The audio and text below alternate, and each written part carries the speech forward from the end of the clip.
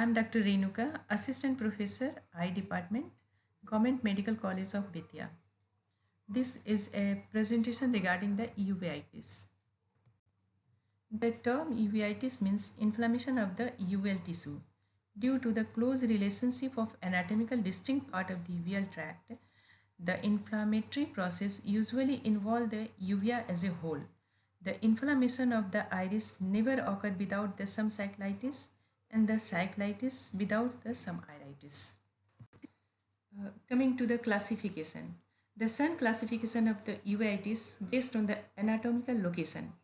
Anterior uveitis, iritis, inflammation of the iris, cyclitis, inflammation of the anterior part of the ciliary body, and iridocyclitis, inflammation of both. Intermediate uveitis, posterior cyclitis, inflammation of the posterior part of the ciliary body, pars planitis, that is inflammation of the extreme periphery of the retina, hyalitis, and the basal retinochoroiditis. Posterior uveitis, that is the inflammation of the posterior uvea, comprises the choroiditis, chorioretinitis, retinochoroiditis, and the neurouveitis. Apart from the classification based on the anatomical site of involvement, uveitis can be classified by the clinical course. Acute uveitis, sudden onset and persist for the 6 weeks or less. Chronic uveitis, insidious onset and persist for more than 3 months. Recurrent uveitis, recurrent attack of the inflammation, and the healed uveitis, that is without any features of active inflammation. Pathologically, it is classified into the granulomatous uveitis and the non-granulomatous uveitis.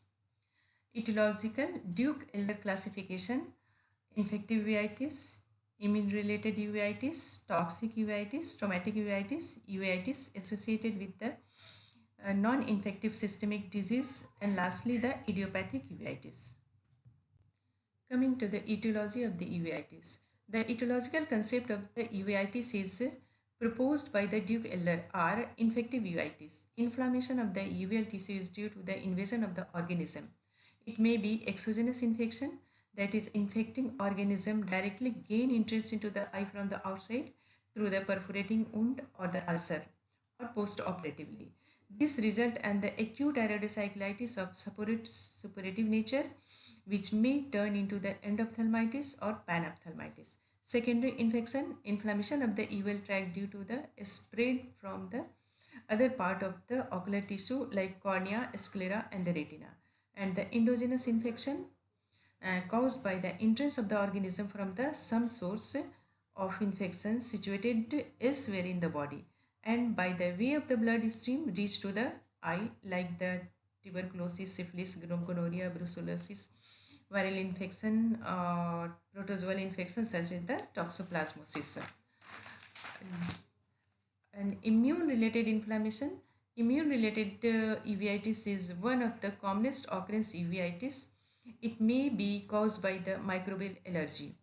In this, primary source of the infection is somewhere in the body. The infection is generalized due to the escape of the organism into the blood stream when the ocular tissue becomes sensitized to them. Later, a renewal of the activity in the original focus lead to the further dissemination of the organism or their protein, which meeting to the sensitized ocular tissue excite the allergic inflammatory response. Atopic uveitis. It occurs due to the airborne allergen and the inhalants, example the seasonal iritis due to the pollens. Autoimmune uveitis. It is found in association with the autoimmune disorder such as the Still disease, rheumatoid arthritis, Weisner's granulomatosis, systemic lupus erythematosus, etc. HLA associated uveitis, HLA B27, HLA B5, and HLA DR4. Toxic uveitis. Toxin responsible for the uveitis can be endotoxin produced inside the body. These may be autotoxin or microbial toxin. Endoocular toxin produced from the ocular tissue, and exogenous toxin causing uveitis are irritant chemicals, uh, animal and vegetable origin. Traumatic uveitis. Blunt or the penetrating ocular trauma can produce iridocyclitis. Surgical trauma such as the cataract extraction, trabeculectomy, and the vitreoretinal surgery can cause uveitis. Neoplastic.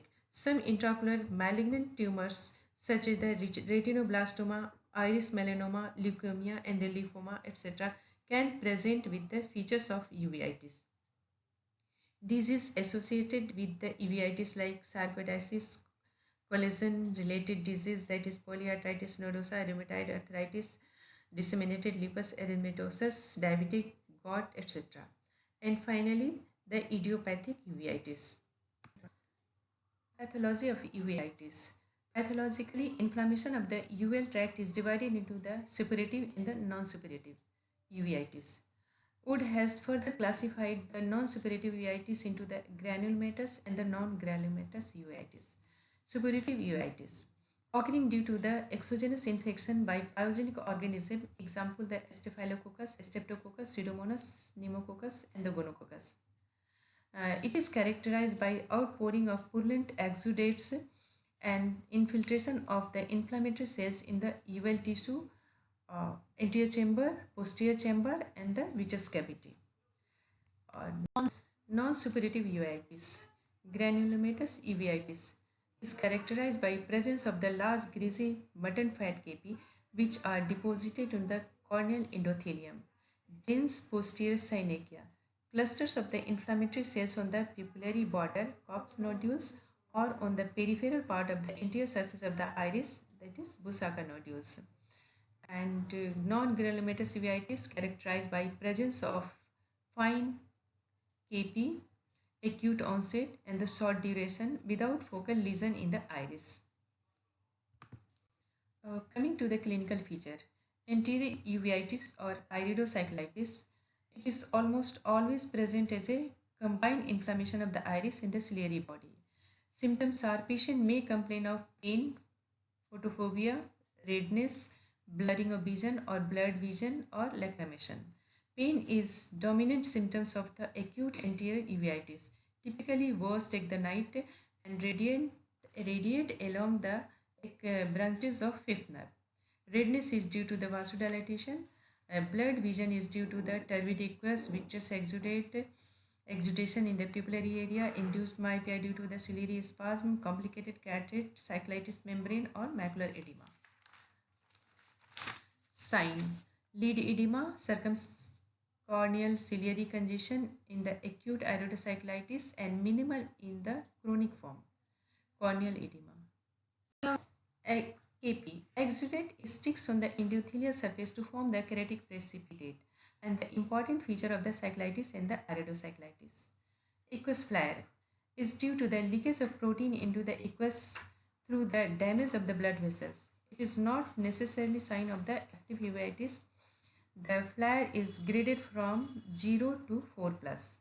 0 means no aqueous flare, plus 1 faint or just detectable, plus 2 moderate clear iris and the lens detail, plus 3 marked flare iris and the lens detail hazy, and plus 4 intense flare, that is plastic aqueous. Aqueous cells. It is the early feature of the iridocyclitis. It is due to the exudation of the inflammatory cells into the aqueous. Presence of aqueous cells always a sign of the active inflammation. It should be counted and the graded 0 to 4 plus under the slit lamp beam. Minus 1 means less than 1 cells, plus minus 1 to 5 cells, plus 1 6 to 15 cells, plus 2 16 to 25 cells, plus 3 26 to 50 cells, and plus 4 more than 50 cells. In the intense case, polymorph nuclear leukocytes are poured into the AC and form the hypopion. Accumulation of the exudates and the fluids over the surface of the iris lead to the muddy iris. And iris nodules may be seen in the granulomatous uveitis. Posterior synechia. A region between the posterior surface of the iris and the anterior surface of the lens lead to the formation of the posterior synechia. It may be localized synechia. When it is localized, dilatation of the pupil with the atropine, that is mydriatics, lead to the festoon pupil. annular or ring synechia or seclusiopupili, when the posterior synechia extending for 360 around the pupil prevent the passage of the aqueous from the posterior to anterior chamber. This gives rise to the forward bowing of the peripheral part of the iris, causing the iris bombay.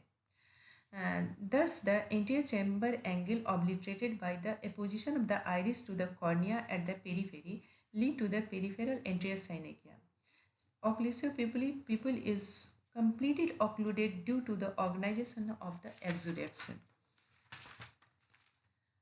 Total posterior synechia due to the adhesion of entire iris with the anterior surface of the lens capsule. And changes in the lens is changes of the lens is characterized by presence of iris pigments on the anterior surface of the lens and the complicated cataract. IOP may be normal, may be decrease in the acute phase, or may be increase due to the secondary angle closure glaucoma. Coming to the complication and the sequelae. Complicated cataract, it is the common complication of the iridocyclitis, secondary glaucoma, cyclitic membrane, result due to the organization of the exudate behind the lens, retinal complication like the cystoid macular edema, exudative retinal detachment, macular hole or the epiretinal membrane, papillitis, band septate keratopathy and phthisis bulbi. It is the final stage of the end result of the any form of the chronic uveitis. Investigation. Before investigation, a careful history and the detailed ocular examination is important. These include checking of a intraocular pressure and examination of the fundus after dilating the pupil. The few common investigations required are TLC, DLC, ESR for any chronic inflammatory condition, blood sugar to rule out the diabetes, blood uric acid, a serological test for syphilis, toxoplasmosis and the histoplasmosis, test for the antinuclear body, Irish factor, ELI cells, C-reactive protein, and the anti-streptolysin O, urine examination for WBC, pus cell, RBC, and the culture and sensitivity test to rule out UTI. Stool examination for cyst and the ova to rule out the parasitic infestation. Radiological investigation, chest X-ray, CT scan, MRI, and skin test, Mantoux test, Lepramine test, or toxoplasmin test. Coming to the treatment, general treatment, dilatation of the pupil and the relaxation of the ciliary muscles with the cycloplegic drugs like the atropine drop 1% or ointment twice or thrice daily are most effective during the acute phase of iridocyclitis. Cycloplegic act in three ways. First, by keeping the iris and the ciliary body at rest, by diminishing the hyperemia. Third is preventing the formation of posterior synechia and breaking any that have already formed. When the pupil is well dilated, frequency of the installation of the is reduced over 10 to 14 days and then discontinue. A very powerful madretic effect is also obtained by the subconjunctival injection of 0.3 ml of madricane. Madricane is mixture of atropine, procaine and the adrenaline. And control of the active phase of the inflammation is by steroid. It is usually administered topically as a drop or ointment or subconjunctival injection. It has great value of controlling the inflammation or in the acute phase. Commonly used steroids are dexamethasone, betamethasone, prednisolone and fluoromethalone. If the uveitis is severe and not responding to the topical steroid, then the periocular repository steroids can be injected in the subtenon space. Systemic steroid therapy given in the severe uveitis resistant to the topical therapy. Systemic immunosuppressive agents like methotrexate, cyclophosphamide, cyclosporin. Specific therapy antibiotic for the chlamydial infection, tetracycline or erythromycin. Lens reduced uveitis requires the removal of the lens and the tuberculosis with the anti-tuberculous therapy. Non-steroidal anti-inflammatory drugs which require when the steroids are contraindicated. And physical measures are hot fomentation, and dark goggles. Treatment of sequelae and the complication. First is the secondary glaucoma, one of the most serious complications of the iridocyclitis. It is treated with atropine, corticosteroid, beta blocker administration topically, and the acetazolamide given systematically. Laser iridectomy is essential for all cases with the annular synechiae. Complicated cataract requires the lens extraction, retinal detachment. Tractional retinal detachment require the vitrectomy. Phthisis bulbi, if painful, require the removal by the enucleation. Thank you.